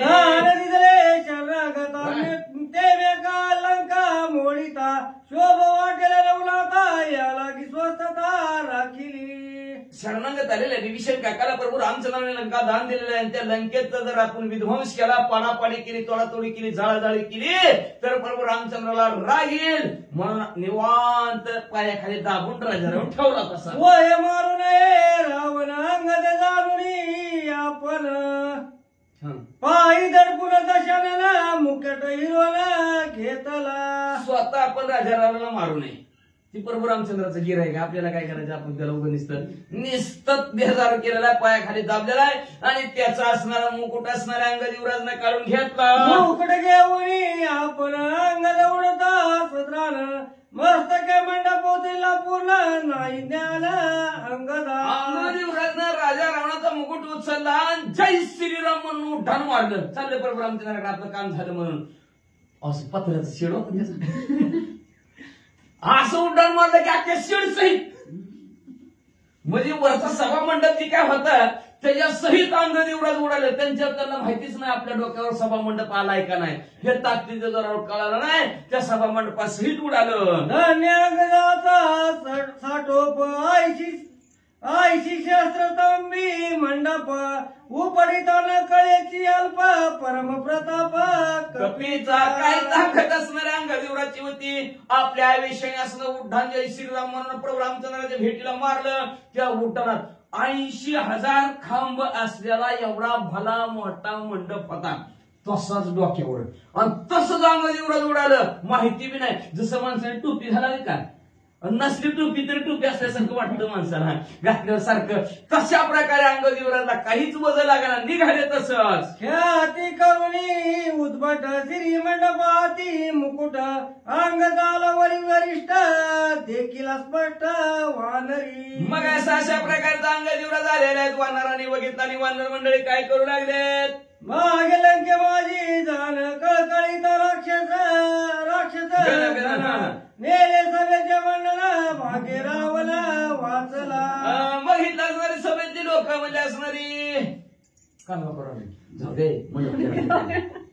दे मंडप केला राजाराम वाचला की म्हणजे आपला राजाराम मेला असता तर जाऊ दे म्हणजे दुसरं तयार करू. अंगद वीर उद्भट रावला गळ सोनी स्पष्ट हिरोनी घेतला मुकुट भागे दशकंठ वाचला. नशीब म्हणजे राजारावणाचा सभा मंडप गेला, राजारावणाचा मुकुट बी गेला आणि किती पायाने दाबला म्हणजे जीव गेला असता राजारावणाचा. पण बरं झालं राजारावणाचं भाग्य मोठं ना आपलं बी नशीब मोठं, आपला राजा वाचला. अंगदापासून रावणे भागे सुटले जीवे पाने आजी करायाचे जिताने वर्धापन जीविताचे. मग गावातील लोक म्हणू लागले अंगद युवराजच्या हातून आज राजा रावण वाचला म्हणून राजारावणाचा काय झाला दुसरा जन्म झाला. म्हणजे त्या महाराज तिकडे केकची ऑर्डर आणि म्हणले आपण ह्याचा म्हणजे असणारे हॅपी बर्थडेच करू. रावण सांगे स्वभावता अंगद आणि जांची लाता प्राण जावा पैतत्वता भाग्यता वाचलो. राजा रावण बी स्वभावाने सांगायला नका की कानू आताच नाही. मग म्हणले स्वभाव का राजा रावण सुद्धा म्हणू लागला. कुणी बी म्हणते का नाही मी असतो आज अंगद युवराजनं दाबून पायाने मारला असतो पण माझं नशीब मोठं माझं भाग्य मोठं म्हणून वाचलो असं राजा रावण सुद्धा स्वतः बोलू लागला. पुरुषार्थी हनुमंत देवने अंगद विख्यात दे कोणी वानराचा पुरुषार्थ शशिकित रावण. काय ताकद त्या हनुमंतरायची ती. हनुमंतरायची तर दुप्पट ह्याची ताकद तर बाबा म्हणजे असणारी. कसली वानर आहेत म्हणजे शिवराय वीर पराक्रमी वानर आहेत म्हणजे आता कसं ह्यांना तोंड द्यायचं अशी शंका मला राजा रावणाची निर्माण झाली. मंडपांगदाचे श्री रत्न कमळाची हरी मुक्त फळांच्या जलरी पतकवरी. आता तिका मंडप का आपल्या गरीबासारखा होता काय म्हणजे असणारा पत्र्याचा. अहो राजा रावणाचं राजाचं मंडप म्हणजे मोठं असतं म्हणजे असणार. त्याला मुक्त फळा पाचून हिरे माणिक मोती त्याला सोनेवर खिळविलेलं होतं म्हणजे अतिशय सुंदर असा मंडप अंगद युवराजच्या डोक्यावर शिवून दिसत होता. वानर सांगती उल्हासता श्रीलंका घेऊन माता अंगदाला उर्ध्व पंथा पाय पुरुषार्था. तेवढ्यात वानर मंडळीनं बघितलं म्हणजे प्रभू रामचंद्र बघा त्या अंगद युवराजच्या डोक्यावर काय चमकायला लागले म्हणजे असणारे. अहो लंकाच उचलून आणले काय प्रभू रामचंद्र त्यांनी. मंडपदे कोणिया माता कोपाला श्री रघुनाथा अंगद केले अधर्मता तुझ्या गाता मी करीना. वानर मंडळीनं दाखवलं तिकडून यायला अंगद युवराज पोहोचायच्या तेवढ्यात प्रभू रामचंद्रांनी म्हणजे सभेचा मंडप दिसतोय म्हणजे. अंगद युवराज चूक केली तुम्ही म्हणजे असणार. तुम्ही म्हणजे असणार अधर्म केला म्हणजे असणार. तुम्ही तुम्हाला सोडितच नाही म्हणजे तुम्हाला जीवच मारतो असं प्रभू रामचंद्र म्हणून लागले.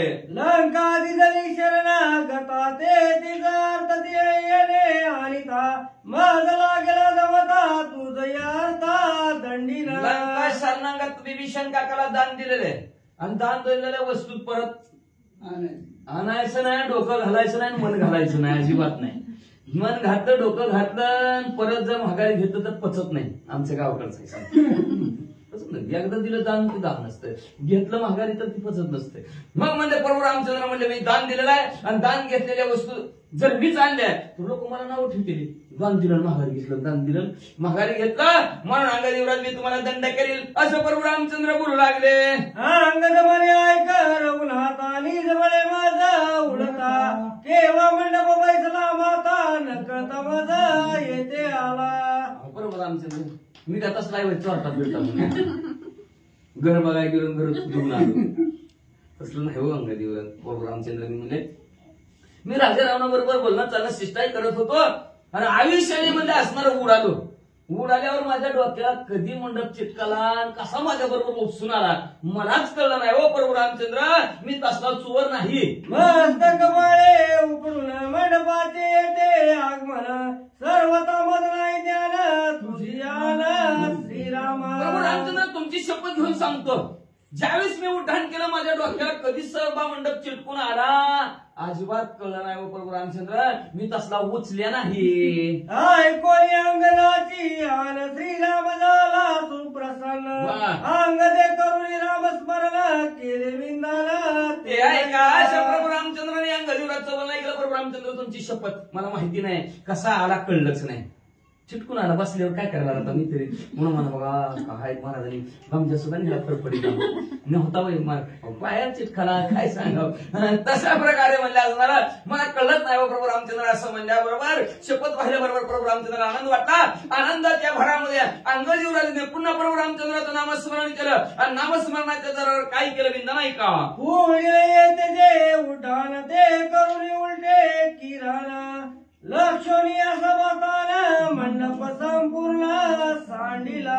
बघा असं पुढं उठान चालू आलेलं होतं प्रभू रामचंद्र उलट किरण मारला अंगद युवराजनं म्हणजे महागारी. जिथं मंडप होता जिथं सभा होती तिथल्या तिथं जसं खांब जिथल्या तिथं होतं तसा नेऊन सभा मंडप ठेवला पुन्हा अंगद युवराज. बाप अंगद विधानी उतळा बैसली स्तंभस्थानी समूळ सूत्र चुकोने दुनी ठेवला समस्तानी मंडप. काय लाघव केला अंगद युवराजनं. आज सभा मंडप जसा तसा डोक्यावर नेला जसं ते तसा त्या लंकेच्या सभा मंडपांवर तो मंडप नेऊन ठेवला. जिथल्या तिथं पाचर ठोकायची गरज लागली नाही, मागं पुढे सरपायची गरज लागली नाही. इंजिनियरला बघितलं तर गुन्ह्यात बरोबर पहिला होता तसा जिथं खांब जी खांब तिथं होता 80,000च्या 80,000 जागच्या जागेवर ठेवून ठेवले. मंडप येता कडकडाट राक्षसा हृदया स्फोट अक्रंदाला दश कंठ आले अरिष्ट. मंडप आलेला दिसला राक्षस म्हणले मेलो रे आता म्हणले वरनं जर मंडप खाली सोडला जाग्यावर आपलं डांगणांग बोकणार म्हणावं आपण सगळे म्हणणार. राजा रावण वाढायला लागला पळा रे पळा.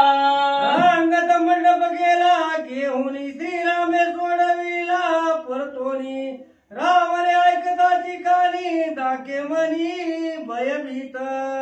तिकडे चर्चा चालू होती म्हणजे ते अंगद युवराज मंडपच घेऊन गेले आपलं सगळं होऊन लागायला लागलं. आता आपली बेजारी म्हणजे कसा तयार करायचा कवा बोलवायचा आता म्हणजे असणार. तेवढ्यात दुसरी हाक राजा रावणापर्यंत पोहोचली. राजन अंगद युवराज सभा मंडप माघारी घेऊन आले. प्रभू रामचंद्राने माघार पाठवलं. मुक्त भावनाच आता काय करायचं म्हणजे असल्या मोठ्या मनाची आहे ती का माणसं. अंगद माले दशाननाने मंडप दाडीला झाला लंका दिदली विभीषणा रणी रावला मारून. अंगदनं तेवढ्यात अंगद युवराजनं म्हटणी करायला गेली. ओ राजा रावण प्रभू रामचंद्राने असणारी लंका जिंकली आणि ती लंका विभीषण काकाला दान दिली. राजा रावणाला संपून टाकलं. आयशे सांगुनी लंकनाथा अंगद परतला तत्वता भेटावया श्री रघुनाथा उल्हासता. अशा प्रकारे राजा रावणाला सांगितलं आनंदाने प्रभू रामचंद्राला भेटण्यासाठी उड्डाण अंगद युवराजनं मारलं. लंकेची मंडप सांडून अंगदे करून या उठान सवेग येऊन आपण श्रीरामचरण लंकेचा मंडप तिथल्या तिथं ठेवला आनंदाने उड्डाण मारलं प्रभू रामचंद्राच्या दर्शनाला येऊ लागले वंदोनी सौमित्र चरण सुग्रीवासी अभिवंदन वंदोनी विभीषण लोटांगना हनुमंता लगेच प्रभू रामचंद्राच्या जवळ आले प्रभू रामचंद्राच्या पाया पडले लक्ष्मणजीच्या पाया पडले सुग्रीव राजाला अभिवादन केलं लोटांगण हनुमंतरायला घातलं विभीषण काकाला ही नमस्कार केला श्री गणेशाय नमः श्री प्रभू रामचंद्राय नमः लंकेची मंडप सांडून अंगदे करून या उड्डाण सवेग येऊन आपण श्रीरामचरण वंदिले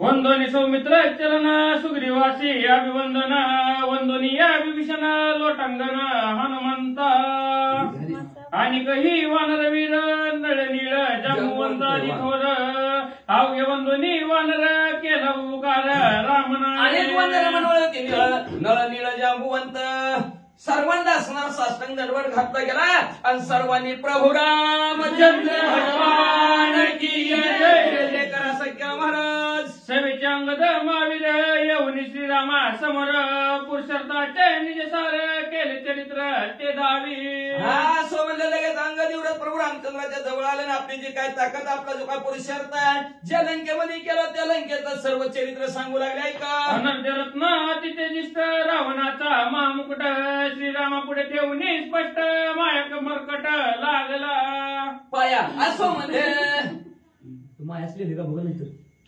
पायाचे मग म्हणले अंगदेवराजनं राजा रावणाचा अनर्घ्य रत्न सोन्याचं गाव आहे त्याचा मुकुट कसला असेल राजा रावणाचा आपल्या जरा मोठा असला तर त्याची टोपी कसली असती जरा वेगळीच असती तसं राजा रावणाची टोपी वेगळीच होती असणारी मुकुट म्हणजे तरी काय टोपीच की सोन्याने मिळवलेला होता म्हणजे असणार हिरे माणिक मातेने मिळवलेला असणारा अनर्घ्य रत्नाने मिळवलेला त्याचा मदत करतात ना असं रत्नाने मिळवलेला असणारा तो प्रभू रामचंद्राच्या समोर ठेवला अंगदेवराज प्रभू रामचंद्राच्या पाया पडले आणि काय म्हणू लागले तुझी या कृपा श्री रघुनाथा लंकेची जाऊनी तत्वता रावणापाशी सांगता सीता तीव्रता अनुवादे ऐका प्रभू रामचंद्र तुमच्या कृपा आशीर्वादाने मी लंकेमध्ये पोहोचलो राजा रावणाबरोबर संभाषण केलं राजा रावणाला सांगत होतं प्रभू रामचंद्राची सीता मावली प्रभू रामचंद्राला देऊन टाक केल्या तीव्र गोष्टी जेणे रावण कपाळ पिटी तरी तो राक्षस मोठी सीता गोरटी सोडीना काय सांगायचं प्रभू रामचंद्र तुम्हाला असं बोललो राजा रावणाला राजा रावण कपाळ वाढवायची वेळ आली राजा रावणावर पण पाय हट्टी माणूस आहे बाबा त्याच्यासारखा कोणी हट्टीस बघितला नाही तरी पण म्हणतो सीता मावली सोडतच नाही तुम्हाशी मागता कोरांना मी तव सीता नेदी चित्रत्न असे बोलता दशानना कोपदारुणा मजा आला अरे तुम्ही म्हणले असणारा कोरडा अन्न नव्हतं सीता मावली तर अजिबात मागायचंच नाही म्हणते काही अजिबातच देणार नाही असं म्हणलं राजा राम अतिशय राग आला मला रागाच्या भरात काय केलं प्रभू रामचंद्र ऐका रावण साची बलिष्ठ गाहे दिला विला सुभट पायाचे पुन्हा दशकंठ श्रीचा मुकुट हरियेला काय पण होते माझा जीव गेला तरी सीता मावलीला सोडत नाही असं म्हणला राजा रावण रागाला प्रभू रामचंद्र म्हणा रागाच्या भरात मारलं उड्डाण वर्ण खाली येताना दिला राजा रावणाच्या पाटलात पाय टाकला पालतात खाली पडला की पालतात पडल्याबरोबर नारड्यावरच पाय ठेवला सोडतो का व्हायचं म्हणलं की प्रभू रामचंद्र दाबला पाय तरी सुद्धा सोडा ना म्हणजे मग शेवटी त्याचा मुकुट घातला प्रभू रामचंद्र आणि राक्षसांच्या वीरश्रेणी दाविन्नल्या माझ्या ग्रहणी त्या म्यापटी तावणी रुधिर दहनी प्रवाहे राजा रावणाला सोडवण्यासाठी माझ्या अंगाला सगळे राक्षस झटायला लागले मी झोटून दिलं धरून दिलं म्हणजे सगळ्याला धरलं सगळ्यांनी अंगाला म्हणजे माझ्या मी बी गेलो उड्डाण मारलं उंच शिखरावर गेलो आणि शिखरावर गेलं की नुसतं अंग हात गाला गाला गाला हाललं की सगळी निष्ठून खाली पडली पटापट मी रावण गांजली या पाटी राक्षस निघाले दिग्पटी ती सांडिल्या युद्ध गोष्टी सम्मुख दृष्टी कोणी राजा रावणाच्या नारड्यावर पाय दिला तेव्हा सगळी सभेतली लोक घाबरली. कुणी सुद्धा जवळ येणं म्हणजे 10 दिशेला पळून गेली. कुणी सुद्धा राजा रावणाला सोडवायला येणार. रामचंद्र ते तुने माझं सवे ग येता मंडपाला न कळता तो मी सोडीला मागुता सत्य रमणाता हे गोष्टी. तिथून मी आवेशाने उठाण करत होतो. प्रभू रामचंद्र त्या आवेशाच्या जोरात माझ्या डोक्यावर मंडप कधी आला मला कळलंच नाही. पण प्रभू रामचंद्र तुमच्या कृपा आशीर्वादाने तो मंडप जिथं होता तिथं ठेवून आलोय बरं का. ऐकून अंगदाच्या गोष्टी मुकुट देखून या दृष्टी श्रीराम सुखवला पोटी चोंद पुष्टी आलिंगी. मग प्रभू रामचंद्राने म्हणजे राजा रावणाचा मुकुट बघितला बघितला प्रभू रामचंद्र आनंद वाटला. आनंदाच्या भरात अंगदेवराज आलिंगन दिलं. धन्य अंगदाचा पुरुषार्थ निघांदोनी लंकानाथ मुकुट घेऊन आला व्यक्त अतिविस्मित श्री. आश्चर्य वाटू लागला प्रभू रामचंद्र. त्याच्या गावात जाऊन त्याच्या एवढ्या सैन्यात जाऊन त्याला असणारा त्रास द्यायचा आणि त्याचा मुकुट घेऊन यायचा. त्याचा मुकुटाला फार किंमत होती पहिलं असणार. मग त्या मुकुट घेऊन आला म्हणून प्रभू रामचंद्राला आश्चर्य वाटलं. संतोषोनी रघुनंदन हृदयालंगी सुप्रसन्न करी अंगद मुख चुंबन अंगद धन्य श्रीरामे. आनंद झाला प्रभू रामचंद्र आनंदाच्या भरात मध्ये असणारा अंधारला गोंजारला अंगद युवराजला आणि गोंजारू लावून असणारे प्रभू रामचंद्राच्या कृपा आशीर्वादामुळे प्रभू रामचंद्राच्या नामस्मरणामुळे म्हणजे अंगद युवराज सुद्धा एवढं प्रभू रामचंद्राच्या जवळ पोहोचला. म्हणजे श्रीरामे मुकुट घेऊन पाचरोनी विभीषण त्याच्या मस्तकी आपण संतोषोन सोय घाली. लगेच प्रभू रामचंद्र मुकुट हातात घेतला. विभीषण काकाला बोलावलं आणि विभीषण काकाच्या डोक्यावर राजा रावणाचा मुकुट चढवला. विभीषण झाला राज्यधर वानर केला जय जयकार राम नामे गरजे अंबर देती बहुकार आनंद झाला. विभीषण काकाच्या डोक्यावर मुकुट बसल्याबरोबर आणि म्हणले लंकेचा राजा आता विभीषण काका झाला म्हणून राजा रावण की जय बंद झालं. विभीषण काका राजे की जय असा जय जयकार रामनामाचा करू लागले वाचा. विभीषणाचे मौली कोणी वानरी सकळी हरिके पिटोनी या टाळी सुख कल्लोळी नाचते. मुकुट विभीषण काकाच्या डोक्यावर बसल्यावर सर्व वानर मंडळाला आनंद झाला. आनंदाच्या भरात म्हणले आता म्हणले विभीषण काकाच हॅपी बर्थडे म्हणून नाचायला लागली. नळनीळ जंबुवंत सुग्रीव सुषण हनुमंत अंगदाचा पुरुषार्थ वानर वाणित आल्हादे. नळनीळ जांबुवंत हनुमंत आहेत सर्वच्या सर्व वानर मंडळी. वा वा अंगदिवस काय ताकद आहे काय पुरुषार्थ आहे काय असणार लंकेत जाऊन केलं असं सगळं गुणांवाद गाऊ लागली. अंगदवीर ती उद्भट अंगदवीर भट सुभट त्याने गांधुनी दशकंठ आणला मुकुट प्रत्यक्ष. शूरवीर पराक्रमी आपल्या पराक्रमाच्या आणि ताकदीच्या जोरावर राजा रावणाला त्रास दिला आणि त्याचा मुकुट घेऊन आला असे कीर्तीचं वर्णन करू लागले. हे अंगदाचे वाटी व वानर वनिताती सर्व अंगद मानसी श्री राघव भाग्य अभिनव अंगद. अहो म्हणजे काय अंगदाचे असणारा पुरुषार्थ आहे म्हणजे सगळ्या वानराला वाटत होतं म्हणजे असणार आता अंगदाचं काय करणार राजा रावणातली ताकद आहे म्हणजे तिला असला राजा रावण आहे तसला राजा रावण आहे. पण धन्य असणाऱ्या प्रभू रामचंद्राच्या नामस्मरणाच्या जोरावर आमच्या अंगद युवराज विजयी होऊन आले असं वानर मंडळी म्हणू लागले. शिष्टाईन मानित रावण त्याने शोभला रघुनंदन आता करीला रणगंधन दुर्धर्वान सोडून. शिष्टाई मध्यस्थीपणा करायला पाठवलं होतं. भांडण मिटवायचं होतं तर भांडण मिटवायला काय राजा रावण तयार नाही. आता बरोबर रामचंद्राला रागाला म्हणजे मिटून घ्यायचं होतं तर मिटून घेतलं. आता जसं होईल तसं माझं बी 1 एकर जाईल त्याचं काय कुणाचं तरी जाणवत जाईल म्हणजे आता काय बीड राखून तरी काय उपयोग आहे म्हणजे चांगलं समजून सांगायला गेलो मिटवायला गेलो पण मिटवून घेत नाही. मग आम्ही बी काय कमी आपण म्हणजे आमचं गेलं तर गेलं 1 एकर म्हणजे बघू लागलं धसाला तर धसाला लागले म्हणजे आता बरोबर रामचंद्र म्हणजे आता म्हणजे बरोबर रामचंद्र उद्यापासून युद्ध करायला सुरुवात करणार. वानरांनी निश्चरणी विडती दोंटधरणी अशुद्ध पुरा व्हायला धरणी आईनी पायनी विडतील. वानर आणि असणारे निशाचर म्हणजे असणारा राक्षस दोघंच्या दोघं म्हणजे असणार आळी पाळीने एकमेकाला मारतील म्हणजे अशुद्ध रक्ताचे पूरच्या पुरी तीन नद्याच्या नद्या वाहतील एवढे असणाऱ्या घनघोर युद्ध उद्यापासून ऐकायला मिळेल. एका जनार्दन शरण अंगद शिष्टाई झाली पूर्ण पुढे गोड निरूपण रम्य रामायण श्रीरामे. असं शांती ब्रह्म एकनाथ महाराज आपल्या सद्गुरु जनार्दन स्वामीला शरण गेले आणि शरण जाऊन म्हणतात अंगदाची शिष्टाई मध्यस्थीपणा करण्याचा संपला कार्यक्रम म्हणजे असणार ऐकलं नाही म्हणजे असणार राजा रामाने आता म्हणजे असणार दोघंचे दोघं भांडण करतील. कसं भांडण करतील असणार अतिशय गोड निरूपण या पुढच्या अध्यायाच्या ठिकाणी शांती ब्रह्म एकनाथ महाराज आपल्या सद्गुरु जनार्दन स्वामीला शरण जातात आणि शरण जाऊन म्हणतात प्रभू रामचंद्राच्या कृपा शिरवानाने मनाला रमून टाकणारं रामायण आहे. स्वस्ती श्री भागवत रामायण युद्ध मांडले एका कार्तिकाया अंगद शिष्टाई निरूपण नामाष्टमोध्याय गोड श्रीकृष्ण शिव भगवंत पुंडरीक हरी विठ्ठल श्री ज्ञानदेव तुकाराम भगवान की जय राजा रामचंद्र भगवान की जय भगवान शुद्ध हनुमान की जय श्री देव वासुदेव सुखकर्ता